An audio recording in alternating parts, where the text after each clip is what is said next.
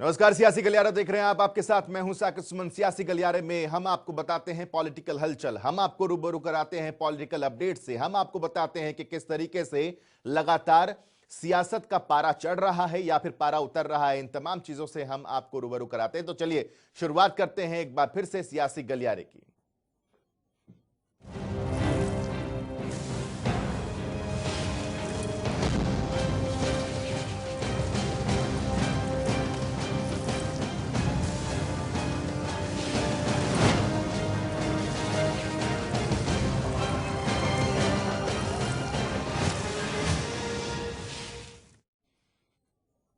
सियासी गलियारे की आज हम शुरुआत करेंगे किसान अध्यादेश की खबर से। किसान अध्यादेश को लेकर किसानों में कुछ नाराजगी है, जिसको लेकर के अलग अलग तरीके से अब सरकार अपनी बात पहुंचाने की कोशिश कर रही है। कृषि मंत्री जेपी दलाल ने किसानों से वीरवार को होने वाली रैली को स्थगित करने की अपील की है। उन्होंने कहा कि सरकार लगातार किसानों के हित में काम कर रही है, लेकिन किसान रैली करने पर अड़े हुए हैं। उन्हें यह समझना होगा कि कोरोना काल में इस तरह की रैली उचित नहीं है।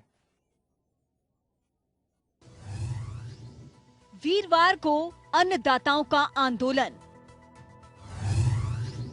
सरकार के खिलाफ किसानों की रैली, किसानों से रैली स्थगित करने की अपील। हरियाणा में वीरवार को अपनी मांगों को लेकर अन्नदाता खेतों को छोड़कर सड़कों पर उतरेंगे, यानी कि 10 सितंबर को किसान आंदोलन करेंगे।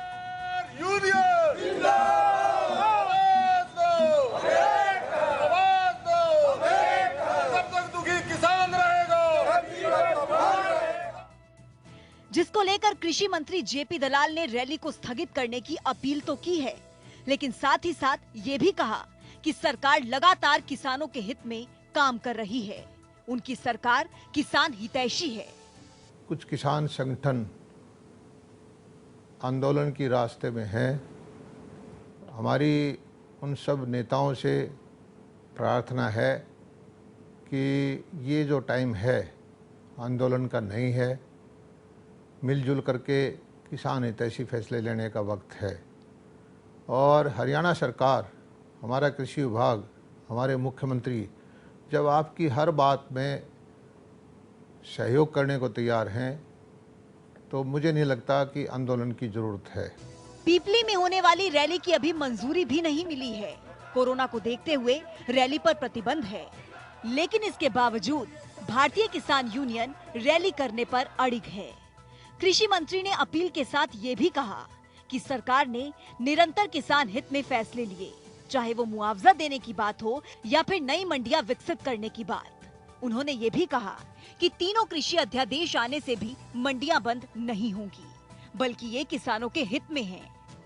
कि अभी जो 3 अध्यादेश आए हैं, इससे किसान हित को किसी भी तरह का नुकसान नहीं होना है।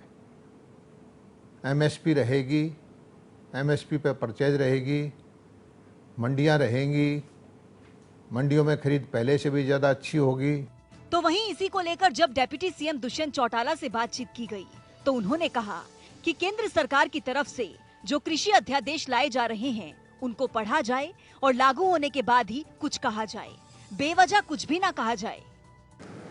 एग्रीकल्चर अमेंडमेंट्स जो केंद्र सरकार लेकर आई है, अभी तो आगामी सेशन के अंदर उसको विद रूल्स पार्लियामेंट में इशू किया जाएगा। मुझे लगता है कि कई लोगों को मिसलीड किया जा रहा है, वो इसको पढ़े और केंद्र जब पूरी तौर पर इसको लेकर आएगी, उसके बाद ही अपना इसके ऊपर मन बना लेगा। एक तरफ सरकार की तरफ से रैली स्थगित करने की अपील और दूसरी तरफ किसान रैली करने पर अड़िग। हालांकि देखना होगा कि सरकार की अपील का अन्नदाताओं पर कोई असर होगा या फिर महामारी के बीच किसानों की महारैली होती नजर आएगी। चंडीगढ़ से जनता टीवी के लिए पवन सिवर की रिपोर्ट।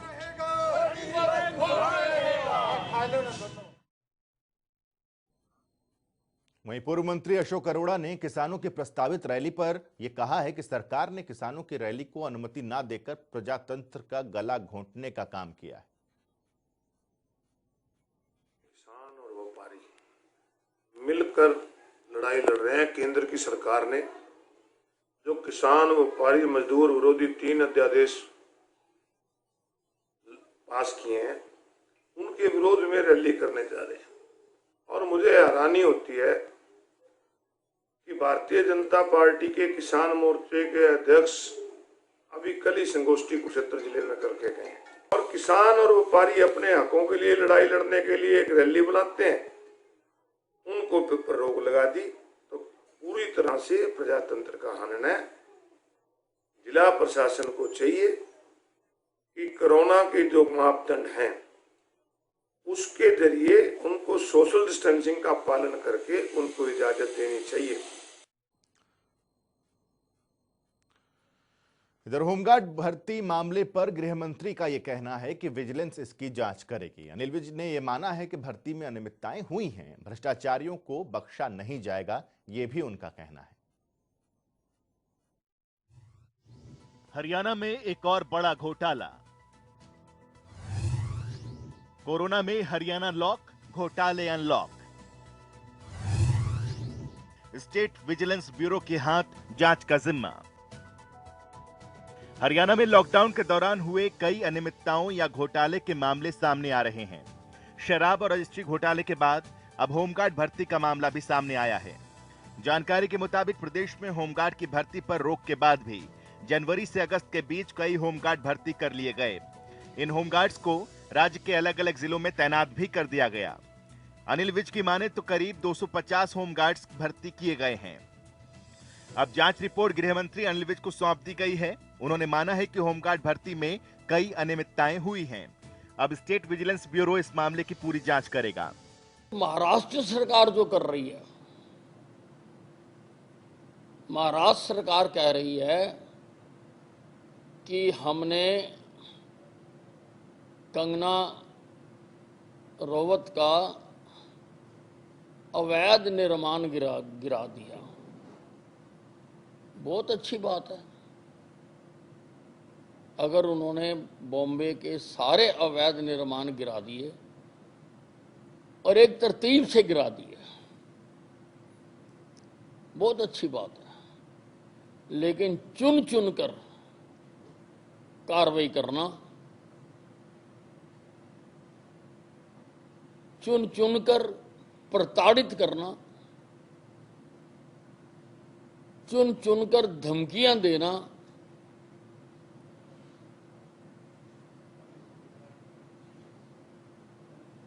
ये ठीक बात नहीं है। ये किसी भी सरकार को शोभा नहीं देता। होमगार्ड भर्ती मामले पर विपक्ष का वार। कांग्रेस नेता सुरजेवाला का बड़ा प्रहार। लॉकडाउन में खेल का गंभीर आरोप। होमगार्ड भर्ती मामले को लेकर विपक्ष ने भी सरकार पर न सिर्फ सवाल खड़े किए बल्कि आरोप लगाते हुए प्रहार भी किया। कांग्रेस नेता रणदीप सुरजेवाला ने ट्वीट कर कहा, हरियाणा के युवा दर दर की ठोकरें खाने को मजबूर। खट्टर सरकार उनकी उम्मीदों को रोज करती चकनाचूर। अब हरियाणा में होमगार्ड भर्ती घोटाला। लॉकडाउन में हुआ मोटी रिश्वत का खेल। अब ये जांच रिपोर्ट भी दबा दी जाएगी। हालांकि अनिल विज का कहना है कि विपक्ष के साथी सरकार की तरफ से उजागर करने के बाद ही कुछ बोल रहे हैं। सरकार का काम है गलती को सुधारना, जिसमें निरंतर हर मामले की जांच कराई जा रही है। तो अभी किस तरह से करा है, क्या पैमाना अपनाया, क्या समाचार पत्र में दिया, क्या मापदंड थे, ऐसा सब वो स्टेट विजिलेंस ब्यूरो जांच करेगी। होमगार्ड भर्ती मामले में सामने आई गड़बड़ी के खिलाफ विज ने कड़ा रुख जाहिर कर दिया है। उन्होंने कहा कि होमगार्ड जवानों की नियुक्ति में धांधली को लेकर कई जिलों से शिकायतें मिली, लेकिन बड़ा सवाल इसलिए खड़ा होता है क्योंकि ये सारी भर्तियां पाबंदी के बाद हुई। विज का दावा है कि रिपोर्ट मिलने के बाद ही अब वो कुछ प्रतिक्रिया देंगे। भ्रष्टाचारियों को हालांकि बख्शा नहीं जाएगा। जनता टीवी के लिए चंडीगढ़ से पवन सिवर की रिपोर्ट।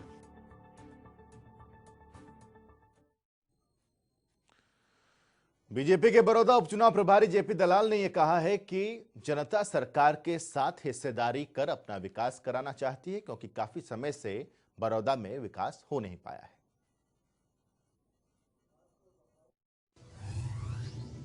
बीजेपी के बड़ौदा उपचुनाव प्रभारी इज बैक। बड़ौदा फतेह के लिए फिर एक्शन में जेपी दलाल। अवसर को अपना पाएगी बीजेपी। कोरोना को हराकर बीजेपी के बड़ौदा उपचुनाव प्रभारी वापस लौट चुके हैं। अब वो फिर से एक्शन में नजर आ सकते हैं, क्योंकि बाई इलेक्शन में फतेह हासिल करना, पार्टी को जीत के रास्ते पर ले जाना उन्हीं के हाथों में है। जेपी दलाल के कंधों पर विजयी का ज्यादा दामोदार है। उनका कहना है कि प्रदेश की एक विधानसभा सीट बड़ौदा पर उपचुनाव होना है। इससे किसी भी पार्टी पर ज्यादा फर्क तो नहीं पड़ेगा, लेकिन इतना जरूर है कि बीजेपी यहां पर कभी नहीं जीती है और बीजेपी के लिए ये किसी अवसर से कम नहीं। जो उपचुनाव होना है बड़ौदा का, उसके लिए प्रभारी भारतीय जनता पार्टी ने आपको विधानसभा उपचुनाव के लिए बड़ौदा में लगाया था। आप कोरोना पॉजिटिव हो गए, आपका स्वास्थ्य थोड़ा खराब रहा, इसके चलते आप वहाँ पिछले कुछ दिनों से नहीं थे, लेकिन आप बड़ौदा के उपचुनाव को लेकर क्या कहेंगे? आपकी पार्टी की स्थिति क्या है? चूंकि अब तो चुनाव को लेकर इलेक्शन कमीशन ऑफ इंडिया ने भी कह दिया है कि नवंबर के अंतिम सप्ताह तक जो है वो उपचुनाव पूरे देश भर में होने हैं, उनको करवाया जाएगा। देखिए, पहले भी मैं कह चुका हूँ कि बड़ौदा चुनाव में भारतीय जनता पार्टी पहले कभी जीती नहीं है, लेकिन मैं कभी 2-3 बार गया हूँ, गांव में गया हूँ। ग्रामीण हमारे भाई हैं, उनकी रुचि ये है कि इस एक सीट से ना तो सरकार हिलने वाली है, ना विपक्ष को कोई ज़्यादा फायदा होने वाला है। इस एक सीट से अगर किसी के भाग्य का फर्क पड़ता है तो बड़ौदा के आम नागरिक हैं। जेपी दलाल की बड़ौदा से अपील, जीत के लिए अलग अलग प्लान, गांवों के दौरे और बैठक में बात। दरअसल बीजेपी की तरफ से जेपी दलाल को उपचुनाव प्रभारी की जिम्मेदारी दी गई है और कुछ ही दिन पहले जेपी दलाल काफी एक्टिव भी थे। कभी हल्के में गांवों का दौरा कर तो कभी रोहतक में पार्टी कार्यालय पर रणनीति बनाकर। जनता टीवी से खास बातचीत में उन्होंने कहा कि यहां पर अगर किसी को फर्क पड़ता है तो वो सिर्फ हल्के की जनता है। लोगों का मन है वो सरकार के साथ हिस्सेदारी कर अपने क्षेत्र का विकास कार्य करे। इतना ही नहीं, उन्होंने भी लोगों से अपील करते हुए कहा कि वो बीजेपी के प्रत्याशी को ही चुने और जिताकर विधानसभा भेजे। बड़ौदा चुनाव में भारतीय जनता पार्टी पहले कभी जीती नहीं है, लेकिन मैं कभी 2-3 बार गया हूँ, गांव में गया हूँ। ग्रामीण हमारे भाई हैं, उनकी रुचि ये है कि इस एक सीट से ना तो सरकार हिलने वाली है, ना विपक्ष को कोई ज़्यादा फायदा होने वाला है। इस एक सीट से अगर किसी के भाग्य का फर्क पड़ता है तो बड़ौदा के आम नागरिक हैं। और उनकी जो मैंने भावना को पता किया तो ऐसा साफ दिखाई देता है कि वो चाहते हैं कि बड़ी बनाई सरकार के अंदर एक उपयुक्त जो भारतीय जनता पार्टी का नुमाइंदा जो है वो चुने और सरकार के अंदर हिस्सा करें। विकास में अपने बड़ौदा जो पीछे रह गया है उसको अग्रणी प्रदेश में जो है अग्रणी हल्का बनाए। विकास के नाम पर सभी दल काम पर। कौन बनेगा बड़ौदा का बिग बॉस? बड़ौदा में किस दल का लहराएगा झंडा? विकास कार्यों के नाम पर सभी दल बड़ौदा में अपने काम पर, ये हम इसलिए कह रहे हैं क्योंकि सभी दलों के मुंह पर विकास का नाम आ चुका है। सभी यही वादे कर रहे हैं कि बड़ौदा में हल्के को ऊपर उठाया जाएगा, लोगों की समस्याओं का समाधान किया जाएगा। सारे दल फिलहाल हल्के में काम कराने का दावा भी कर रहे हैं, लेकिन जनता जिसके साथ खड़ी होगी वही बड़ौदा का बिग बॉस होगा। कयास तो ये लगाए जा रहे हैं कि 29 नवंबर से पहले उपचुनाव करवाए जा सकते हैं। ऐसे में सभी के पास करीब 1.5 महीने का वक्त बचा है। कोरोना के दौर में प्रचार चरम पर था, लेकिन अब महामारी से बचाव के नियमों के साथ नेता प्रचार करते हुए दिखेंगे। चंडीगढ़ से जनता टीवी के लिए पवन सिवर की रिपोर्ट। तो बड़ौदा में भीड़ जुटाने पर अब प्रशासन सख्त हो गया है। अब जो भी सोशल डिस्टेंसिंग की धज्जियां उड़ाएगा या नियम तोड़ेगा तो उसके खिलाफ कार्रवाई भी की जाएगी। बड़ौदा में भीड़ जुटाने पर प्रशासन सख्त। सोशल डिस्टेंसिंग की पालना जरूरी, नेताओं को भी रखना होगा खास ध्यान। पहले महामारी पर उपचुनाव भारी लग रहा था, लेकिन अब प्रशासन सख्त हुआ तो भीड़ जुटाने पर अब ब्रेक लग गया। कोई भी नेता अगर यहां प्रचार करने पहुंचता है तो उनको प्रशासन के नियमों की पालना करनी होगी, यानी कि सोशल डिस्टेंसिंग का ध्यान रखना होगा। सभी को चेहरे पर मास्क लगाना होगा। अगर कोई भी नियमों की अवहेलना करता दिखा तो उनके खिलाफ कार्रवाई की जाएगी। उपायुक्त श्यामलाल पूनिया ने शारीरिक दूरी के नियम तोड़ने और बगैर मास्क के बाहर निकलने वालों पर सख्ती करने के निर्देश जारी किए हैं। आवागमन के लिए तो किसी तरह की मनाही नहीं है। नेशनल हाईवे है, इसमें कोई भी आ जा सकता है, उसके लिए बंदिशें नहीं है। लेकिन जो भी ढाबों में प्रवेश करेगा, ढाबे वालों को हमने स्पष्ट हिदायतें कर दी थी, पहले भी थी और दोबारा से उसको रिट्रेट किया है कि जो कोई विजिटर ढाबे पे आता है उसका रिकॉर्ड वो मेंटेन करें, ताकि आगे किसी तरह की कोई कॉन्टैक्ट ट्रेसिंग की बात आती तो उसमें सहूलियत रहे। दूसरा जो मास्क लगाने का है, मास्क के साथ जो उसका डिस्पोजल करने का है, उसके बारे में दोबारा से उनको हिदायतें करी हैं। जो मेन्यू है जो एज पर गाइडलाइंस वो डिस्पोजेबल होना चाहिए, सिंगल टाइम यूज़ का होना चाहिए। जो बर्तन है उनको बहुत अच्छे से उनको सैनिटाइज करके उनको रखना पड़ेगा। जो फ्लोर का मोपिंग का भी उसको समय समय पर करना है। और जो भी व्यक्ति आ रहा है ढाबे में प्रवेश से पहले उसका मास्क चेक हो जब वो खाना नहीं। जी हाँ, तो ये प्रशासन की तैयारी है, लेकिन दूसरी तरफ कांग्रेस के अंदर आलाकमान को पत्र लिखने वाले 23 कांग्रेसी नेताओं को किनारे लगाने का काम चल रहा है। इन 23 लीडर्स में हरियाणा के नेता विपक्ष और पूर्व मुख्यमंत्री भूपेंद्र सिंह हुड्डा का नाम भी था, जिन्हें लेटर लिखकर पार्टी में कई बड़े बदलाव की मांग की थी, लेकिन उनके लिए कुछ नीतियां अलग हैं। देखिए इस रिपोर्ट में। पत्र लिखने वालों के खिलाफ कांग्रेस का प्लान, चिट्ठी लिखने वालों को किनारे लगाने पर काम। 23 नेताओं में भूपेंद्र सिंह हुड्डा भी शामिल। कोई भी नेता अगर आलाकमान को आग दिखाने की कोशिश करेगा तो निश्चित तौर पर पार्टी की तरफ से कोई ना कोई कार्रवाई तो सुनिश्चित होगी। कांग्रेस के 23 बड़े नेताओं ने पत्र लिखकर हाईकमान से कई बड़े बदलाव की मांग की थी। बवाल काफी आगे बढ़ा था। कांग्रेस वर्किंग कमेटी यानी कि CWC की बैठक में मुद्दा उठा था, लेकिन बैठक से उठी धुआं को आग में बदलने से पहले ही उस पर पानी डाल दिया गया। लेकिन अब बताया जा रहा है कि जिन नेताओं ने लेटर लिखा था अब उनको किनारे लगाने का काम चल रहा है। इन नेताओं में हरियाणा के नेता विपक्ष और पूर्व सीएम हुड्डा का नाम भी शामिल है, क्योंकि उस लेटर में हुड्डा के भी सिग्नेचर थे।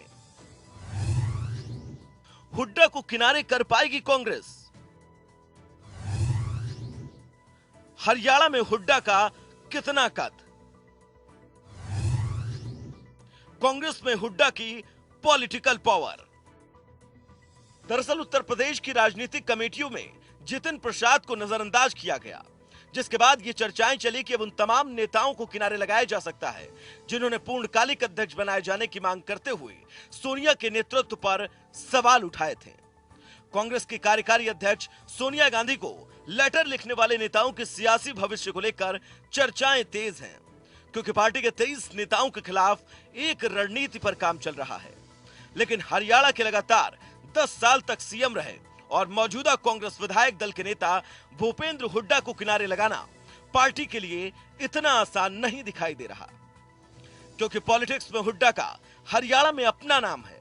उनके एक इशारे पर 23 से 24 पार्टी विधायक कोई भी फैसला लेने को तैयार हैं। यानी कि अगर हुड्डा को किनारे लगाया गया तो पार्टी के ज्यादातर एमएलए हुड्डा के समर्थक हैं और वो हुड्डा की एक आवाज पर राजनीतिक खेल बना और बिगाड़ सकते हैं। हुड्डा उन 23 पार्टी नेताओं में शामिल हैं जिन्होंने कांग्रेस को पूर्णकालिक अध्यक्ष दिए जाने की मांग संबंधी उस लेटर पर सिग्नेचर किए। तो चलिए अब जरा ये भी देखिए कि इन नेताओं ने पार्टी से आखिर मांग क्या की थी। पहली मांग, पार्टी में नीचे से ऊपर तक कई बदलाव होने चाहिए। दूसरी मांग, कांग्रेस पूर्णकालिक अध्यक्ष का चुनाव हो। तीसरी मांग, CWC के चुनाव कराए जाएं। चौथी मांग, ब्लॉक स्तर पर चुनाव कराए जाएं। और पांचवी मांग, बीजेपी के खिलाफ एक मोर्चे का गठन हो।